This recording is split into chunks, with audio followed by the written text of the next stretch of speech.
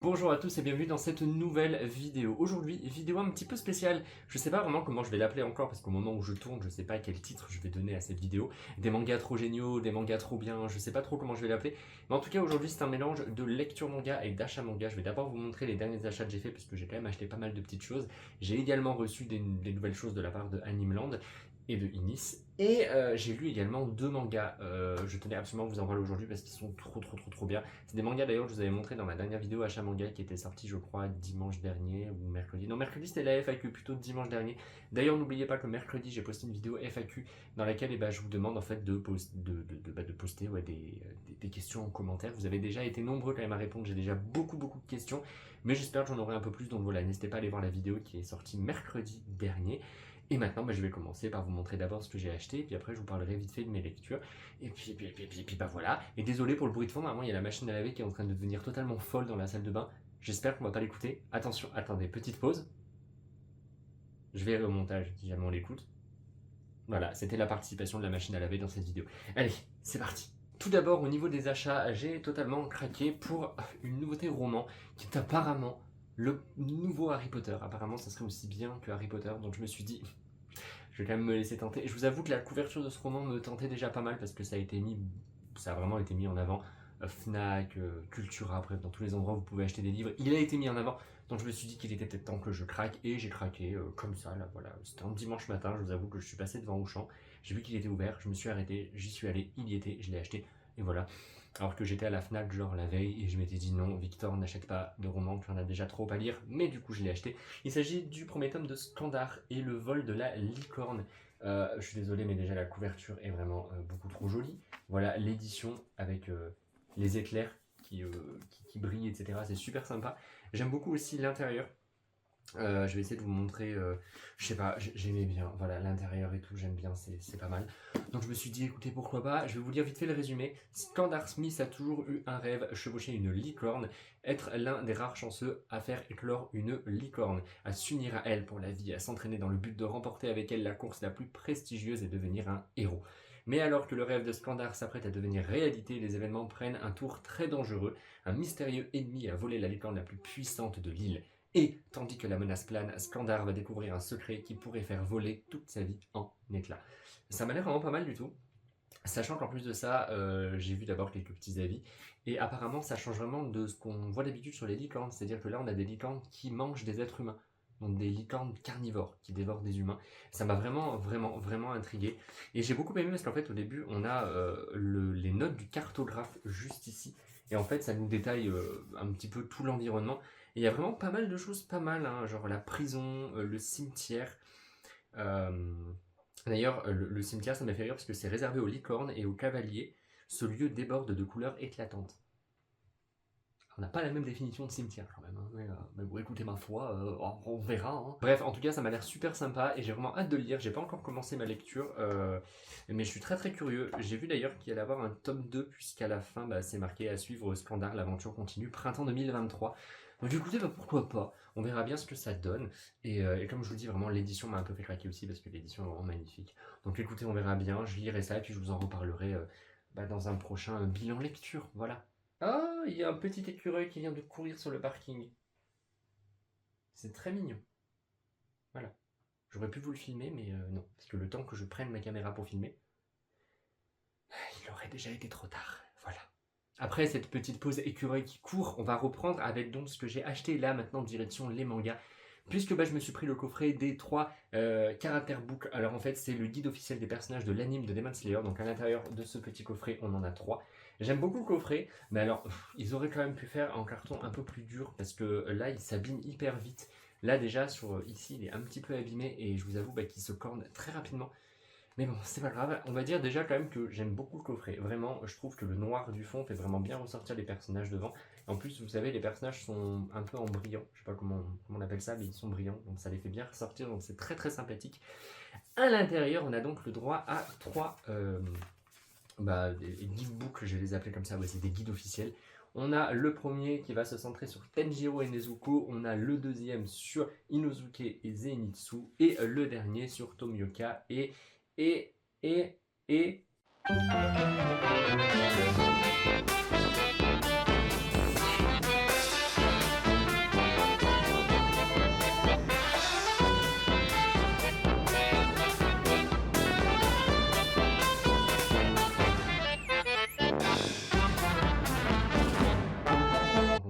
À moins que celui-ci ce soit surtout sur les piliers en fait. C'est vrai qu'au final je me concentre surtout sur ces deux-là. Ouais, parce que lui par exemple, oui au final non, parce que le guide 2 est centré sur Zenitsu, Inosuke, Kanao et Genya. Alors que le premier est juste centré sur Tenjiro et Nezuko. Voilà, bah pardonnez-moi en fait, je me suis un petit peu trompé. Le premier c'est donc que sur Tenjiro et Nezuko, le deuxième c'est sur Zenitsu, Inosuke, Kanao et Kenya, et apparemment lui, bah, c'est sur les 9 piliers ma foi. Les 9 piliers, et on va également la présentation des épisodes 17 à 26 de la série, ainsi que le train de l'infini. Voilà, là c'est des épisodes 9 à 16 et dans le premier bah, c'est les épisodes 1 à 15 du coup. Voilà, donc en tout cas il y a pas mal d'illustrations, je vais vous montrer ça d'un peu plus près, ça sera un peu plus facile à comprendre. Ils sont quand même petits mais ils sont quand même pas mal fournis. Je vais vous feuilleter le premier et vous pourrez voir ça avec moi. Hop, voilà, donc je prends le premier et je vais le feuilleter avec vous. Alors sachant que dans chaque guide on a le droit à un petit poster comme celui-ci. Et hop, on a également le droit à une planche de stickers. Voilà, et j'aime beaucoup les stickers avec Tenjiro ici qui sont juste hilarants. J'adore. Cette tête là me fait mourir de rire. Bref, c'est trop drôle. Voilà, et après, bah, à la fin, dedans, j'allais dire à la fin. Voilà, on a différentes explications sur les personnages. Hop, par exemple, on va prendre Tenjiro. Voilà, il y a des informations de base et après on a pas mal d'autres infos sur lui. Et voilà, il y a pas mal d'images de l'anime, ça reprend les designs du personnage, tout ça. Bref, c'est plutôt sympa. Et ils sont tous faits de la même manière. Et voilà, écoutez, c'est plutôt pas mal du tout. Je vous mettrai le prix dans la vidéo parce que j'ai totalement oublié. Je crois que j'ai payé soit 20 balles ou 16 euros. Je me rappelle plus trop. Il me semble que c'était plutôt 20 euros. Mais bref, je vous dirai ça dans la vidéo. Voilà pour le premier. Et bon, sachez que les autres, c'est tout pareil. C'est plutôt pas mal, même si c'est extrêmement fin, tellement fin que ça n'a même pas focus dessus. Voilà, ça galère un peu. Et voilà du coup ce qui est écrit derrière, donc ça se concentre sur Tenjiro et Nezuko, ce premier tome du guide officiel de l'anime vous transportera au cœur de l'univers des pourfendeurs de démons. Bref, voilà, écoutez, c'est plutôt sympa, je suis bien content. Il me semble qu'au niveau du prix pour ce coffret-là, on était à 20,87€, quelque chose comme ça, puisqu'il me semble que c'est ce coffret-là qui coûte 16 euros, parce qu'en fait dans ce coffret-là, on est simplement sur le prix du manga plus le prix du roman, et ça fait à peu près 16 balles il me semble, mais je vous mettrai ça de toute façon dans la vidéo, vous en faites pas. Donc mon dernier achat, oui, c'est ça, mon dernier achat, et bah bien sûr, c'est le dernier coffret Demon Slayer, avec le tome 22 et le roman Le Guide du Vent, coffret qui est vraiment pas mal, et vous voyez, là, ils ont repris la couleur bleue des autres coffrets. Ils ont arrêté avec leur couleur marron caca, là, qui était vraiment, vraiment, vraiment dégueulasse, et je suis plutôt content. Mais maintenant, c'est débile, parce que bah, dans la mangatech, bah, ça a créé une espèce d'irrégularité qui est pas très très jolie. Et bon, c'est pas grave. Donc dans ce coffret, comme d'habitude, pas de surprise, il n'y a rien de nouveau. On a simplement le tome 22 et le roman. Je vous montre quand même le coffret de plus près, parce que le dos du coffret est super classe. Voilà, lui là, il est magnifique. Je vous dirai pas qui c'est pour pas spoiler, bien sûr, mais il est hyper classe. Voilà, vraiment beaucoup trop classe. Et j'aime beaucoup aussi le devant qui est vraiment très très mignon. Voilà, c'est très sympa. Mais bon, comme d'habitude, il n'y a pas trop d'efforts dedans, puisque comme je vous l'ai déjà dit, il pourrait nous rajouter une petite carte postale ou quelque chose, un petit bonus en plus, mais non. Donc on a le roman, donc le guide du vent, à la suite de sa rencontre avec Masashika Kumeno, un adepte du souffle de vent, ouh là là, mais dis donc, mais je sais pas lire, mais c'est pas possible, je sais pas lire. Alors je recommence. La jeune Sanemi Shinazukawa découvre l'organisation des pourfendeurs de démons. Travaillant durement pour atteindre le statut de pilier, nos deux amis se voient un jour confier une mission un peu spéciale. Découvrez un nouveau chapitre de l'histoire de Sanemi grâce au Guide du Vent, accompagné de quatre autres récits inédits de l'histoire fantastique de Demon Slayer. Voilà, comme d'habitude, les romans, hein, ça traite de pas mal de petites histoires à côté. Ils sont illustrés, mais très rapidement, il y a quelques illustrations dedans que je vais quand même pas vous montrer pour pas vous les spoiler.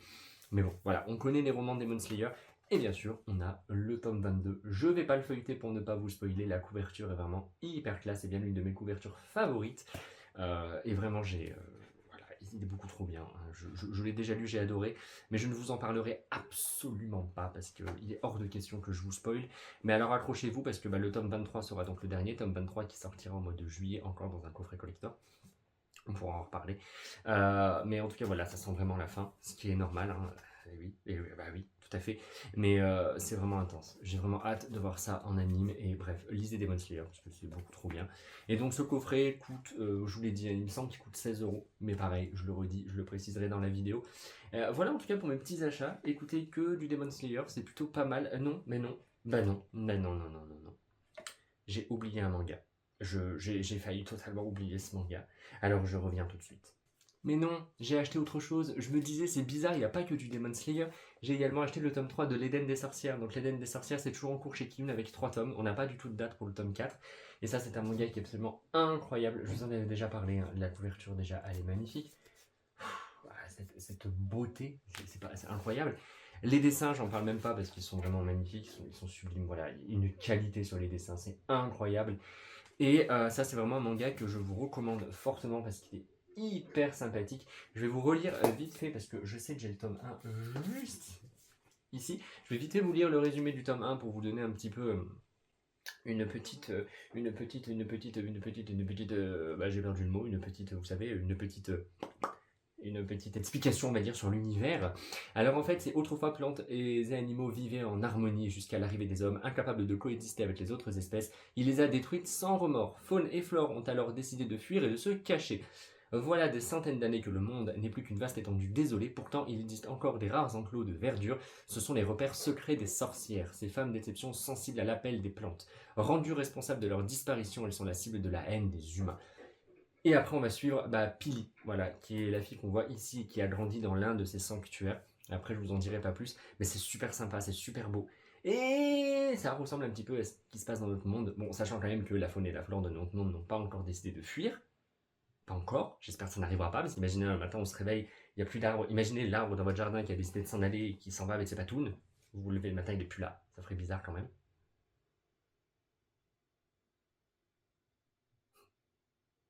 Ça me fait rire ce que je viens de dire, c'est débile. Ah, c'est débile. C'est... Je m'en vais parce que c'est pas drôle. Bref, je reprends mon sérieux. Mais lisez l'Éden des sorcières parce que c'est trop bien. En plus des dessins magnifiques, des personnages hyper attachants, d'un univers hyper intriguant. Vraiment, c'est une série que je vous recommande. Pour l'instant, on n'a que 3 tomes, donc c'est assez court.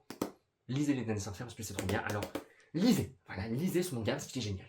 Ensuite, j'ai reçu 2 très beaux ouvrages de la part de Inis Éditions. Tout d'abord, le dernier tome de Kiki la petite sorcière. Donc ça, c'est une série de romans, c'est terminé en 6 tomes. C'est incroyable. Voilà, les romans sont vraiment trop bien. C'est plein de magie, c'est plein d'aventures, c'est hyper mignon. J'adore. J'ai vraiment passé un très bon moment et j'ai hâte de lire d'ailleurs ce tome 6 que je vais lire très rapidement ou pas, je sais pas encore, parce que j'ai vraiment pas envie de dire au revoir à Kiki, mais une très bonne histoire. D'ailleurs, un jour, il faudra peut-être que je vous fasse une vidéo pour vous en parler un petit peu plus de Kiki, parce que ça mérite vraiment, ça vaut vraiment le détour.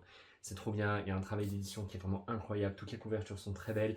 D'ailleurs, ils ont sorti un coffret avec les 4 tomes à l'intérieur, beaucoup trop beau aussi, bref, que de bonnes choses. Mais je vous en reparlerai dans une autre vidéo. Mais voilà, lisez Kiki, allez lire d'ailleurs si vous voulez, je vous mettrai le lien du site de Inis Édition, jamais vous voulez en savoir un petit peu plus sur le premier tome. Mais c'est vraiment hyper sympa et j'ai pas vu les 6 tomes passer, ils sont sortis à une vitesse, j'ai l'impression. Mais waouh, vraiment incroyable, c'est trop bien. Donc merci beaucoup Inis pour cet envoi. L'autre chose que j'ai reçue, clairement ça me pousse à partir au Japon, il s'agit du manuel de survie du touriste à Tokyo. Alors en fait ce livre, Inis, ils ont décidé de le faire simplement pour que ça remplace votre téléphone. Des fois je sais pas, si jamais par exemple vous cherchez sur Google comment prendre le bus au Japon, vous aurez plusieurs liens, vous aurez plusieurs sites, vous serez là en mode mon dieu, je sais pas comment prendre, je sais pas quoi faire, je sais pas comment réfléchir. Et bien ce livre est là pour vous, parce qu'à l'intérieur de ce livre, en plus de la traduction de certains mots, vous avez vraiment plein d'explications. Vous avez Tokyo au printemps, Tokyo en été, Tokyo en automne, Tokyo en hiver. Vous avez les karaokés, vous avez tout un tas de choses. Vous avez mangé halal kasher, vous avez mangé bio, végétarien, vegan. Et en fait, à chaque fois, les pages sont magnifiquement bien illustrées. Et vous avez tous les termes, voilà, la traduction des mots, etc. Comment poser certaines questions, comment dire certaines choses pour, pour un petit peu, pour pouvoir vous y retrouver. Parce que forcément, le Japon... Il y a l'anglais encore, mais je pense que si jamais vous pouvez directement parler japonais, c'est encore mieux. Et donc je trouve que vraiment ce livre est hyper intéressant. Vous avez comment prendre le bus, les stations de métro, prendre le métro, tout ce qu'il faut avoir sur soi. Bref, c'est vraiment hyper sympa. Vous avez des mots utiles. Avant de partir, comment bien préparer son voyage. Bref, ça c'est vraiment un livre que je recommande à ceux qui préparent bientôt un voyage au Japon ou qui vont bientôt partir au Japon. Le livre est pas très gros, donc au final vous pouvez le mettre dans votre sac à dos. Et je sais pas, par exemple, si jamais le matin vous décidez... moi je dis des conneries, hein, mais d'aller dans un spa ou d'aller manger vegan par exemple, et vous prenez des notes sur un petit bout de papier que vous mettez dans votre poche, et comme ça vous pouvez ressortir votre bout de papier, vous pouvez vous y retrouver facilement. Bref, je trouve ça super sympathique. Personnellement, moi j'aime bien ce genre de livre, tout simplement parce que c'est préférable à Google, parce que comme je vous l'ai dit, des fois sur Google, même des fois en France, quand on cherche des choses, il y a 500 000 liens. Voilà, forcément il y a beaucoup de liens, et il y a des gens qui vont dire oui ça c'est comme ça, et il y en a d'autres qui vont dire oui ça c'est comme ça. avant de tomber enfin sur le site officiel qui est mal référencé, du coup, qui se trouve page 2 sur YouTube, donc qui est un petit peu égaré. Bref, vous comprenez un peu ce que je veux dire. Là, on a vraiment toutes les informations et c'est fait par une équipe de passionnés. Voilà, donc moi, je dis c'est beaucoup trop bien. Et en plus de ça, je vous dis c'est trop bien illustré, c'est bien tout montré à chaque fois. Un très très bel ouvrage que je vous recommande fortement, qui coûte 19,50 €, donc au final, c'est pas très cher pour un guide de voyage. Et voilà, j'adore. Et à la fin, vous avez les hiragana, les katakana, hop, comme ça. Donc bref, c'est vraiment hyper bien, c'est hyper intuitif et c'est super bien expliqué. Vous avez même d'ailleurs le plan du métro de Tokyo. D'où Jésus. Alors déjà qu'à Paris, je me perds dans le métro, ben, j'imagine même pas l'horreur à Tokyo. Oh mon Dieu. Ah, moi, je serais en train de, vous savez, sur les cartes dans le métro, je serais là en train de dire où est la flèche qui dit vous êtes ici. Bref, si vous partez au Japon, c'est un très bel ouvrage et il vous le faut, c'est super sympa. Il a l'air hyper complet. Il a l'air, pourquoi je dis ça? Parce que je suis jamais allé au Japon. Du coup, bah, je peux pas vous dire si j'avais vraiment des informations dedans. Voilà. Mais j'espère que j'irai au Japon un jour quand même. Enfin, j'irai au Japon un jour, ça c'est sûr. Mais quand? Ah bah ça, je sais pas. Si jamais un jour l'un de vous part au Japon, pensez à me prendre dans la valise. Je vous promets, je mange pas beaucoup. Je prends pas beaucoup de place. Je peux rester plié dans une valise, donc je passerai en soute. Pas de souci, pas besoin de payer le billet d'avion. Par contre, je veux juste un bon lit. La seule chose que je veux, un bon lit. Voilà. Et quand même de la nourriture japonaise.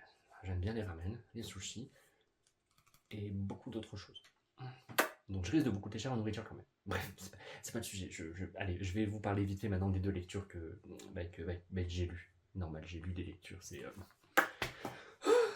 Alors en fait, j'ai lu deux mangas qui m'ont été envoyés par Pika. Il s'agit de Denjin N, le tome 4 et le dernier tome, et de Violence Action. Alors Violence Action, c'est toujours en cours avec 6 tomes, et on aura le droit à un tome tous les 3 mois, donc le prochain tome arrivera en août, et j'ai adoré. Et Denjin N, et ce tome 4, c'était la conclusion. Alors Denjin N, on va tout de suite déjà commencer par ce manga. La conclusion est très satisfaisante. Voilà, j'ai eu le droit à une très bonne fin et j'ai adoré.